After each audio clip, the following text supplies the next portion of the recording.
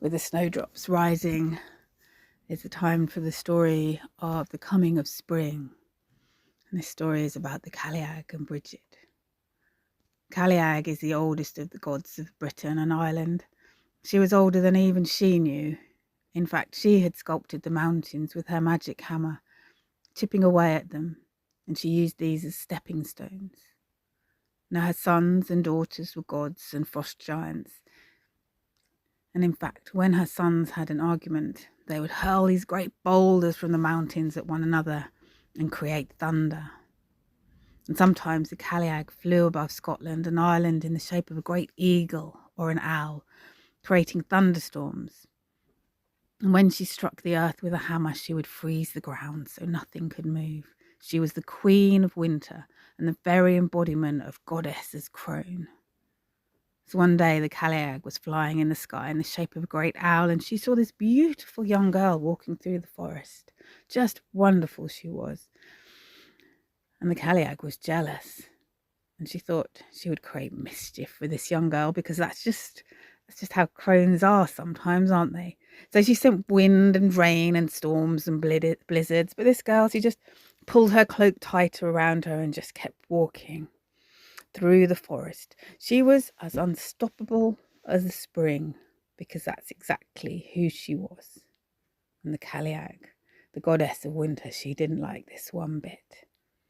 She was jealous, and she knew what was happening, but she had a thought. She was always good at turning a situation to her advantage. So she swooped down, thinking, she'll make a good worker for me in my house.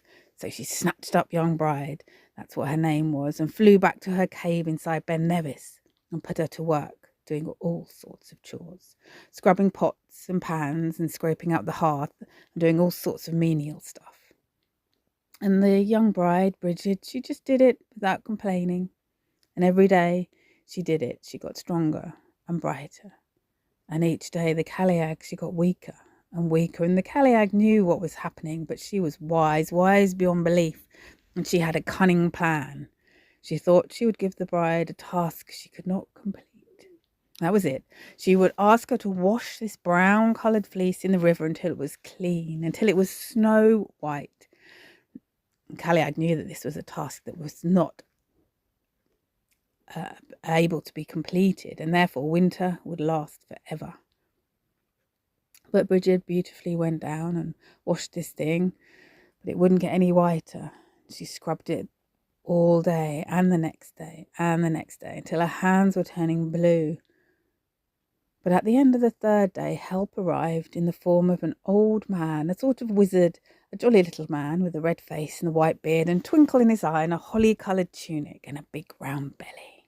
And he called himself Old Father Winter. And he carried a wand made of holly. And he washed that fleece for her. In fact, he touched it with his holly wand and turned it white. And he said, I know who you are, and I know who your mistress is. And you tell her that spring is on her way. Green shoots are appearing all over the land.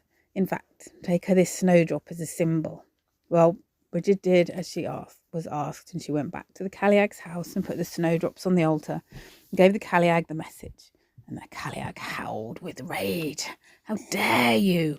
And she was determined to make winter last forever. So she got on the back of her great wolf made of blizzards and rode into the sky and sent storms all across the land. And she hit the ground with a hammer, sending ice everywhere. And she sent her hags and her frost giants in all directions, freezing the sea solid, freezing the rivers solid, and making the winter come down in a great snowy blanket all across the land.